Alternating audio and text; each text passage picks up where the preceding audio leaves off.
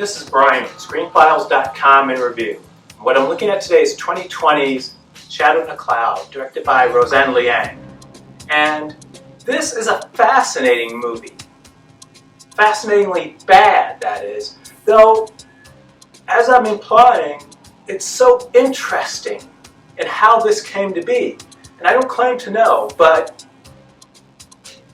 it starts off very interestingly. Chloe Grace Moretz stars as this kind of mysterious woman who, during World War II, has to get on this B-17 bomber to transport a mysterious package. That's interesting. The fact that it's happening during World War II is also very interesting. In fact, the movie starts off very interestingly and quite enjoyable and a little tense in a good way. She gets aboard this craft, and for whatever reason, I assume it's something to do with superstition or something, but the movie doesn't quite make it clear. Just a lot of the crew start talking about a dame this, a woman that, as if a woman is somehow a jinx for an aircraft, and maybe it is. I've never flown any aircraft in World War II to know, though they treat it as if her very presence on the aircraft is a problem. So they imprison her. They don't use those words, but it's kind of what they do. In the gunner section of the B-17. And the way that works is there's like a capsule, if you will, with machine guns directly below the aircraft. It's a turret, but on the underside of the craft. And the brunt of the movie is just us witnessing Chloe Grace Moretz in the turret of this aircraft. It's not bad. Then the movie introduces a somewhat supernatural element, namely a gremlin. If you've seen Bugs Bunny cartoons, you're probably familiar with them. They're these creatures that sabotage airplanes. And supposedly during World War II, when things went wrong with an aircraft, for whatever reason, it was blamed on gremlins. Never on human error, typically, but gremlins. So this movie takes that concept, but makes it an actual creature, which looks very much like a bat. The movie doesn't explain this, as in why this creature is even present. But you can work on the assumption that since people at the time would talk about gremlins causing certain problems with aircraft, that it was based on reality. And that's okay. It's still very interesting. So you have Chloe Grace Moretz in a situation that is inherently hostile to her just because she's a woman, encountering not only supernatural things in the aspect of this gremlin, but Japanese fighters which are patrolling the area. There's a lot going on in this movie, and if this were all that's going on, it would be a fine movie, but it's not. Roseanne Liang and her co-writer Max Landis, you know, the guy who was Me Too'd, doesn't know when to stop. They keep throwing plot elements upon plot elements upon plot elements, and it gets really silly. And the thing is,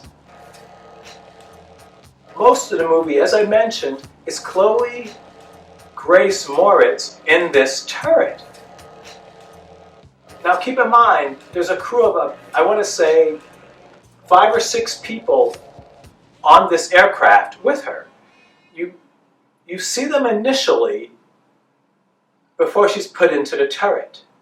When she is, though, you occasionally receive communication with them via radio, which makes this movie, for about 7/10 of its running time, a solo production, as if it's a play. And as I said, she does well.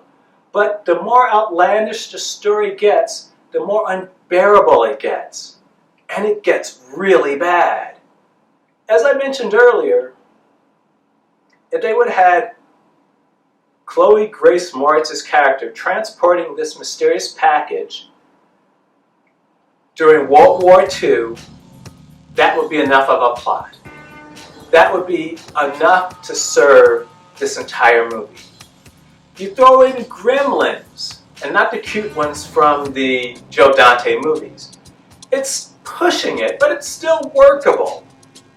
Though, you'd probably have to involve the rest of the cast a little more than they actually are in this movie. They pop up at the beginning, they pop up at the end. But for the brunt of the time, they're not present except as voices over a radio. It would still be okay. It would start to push it a bit. But there's one more twist in this movie that just ruins it. It's ridiculous. And I'm not going to tell you what it is, because I want you to see how dumb this is yourselves.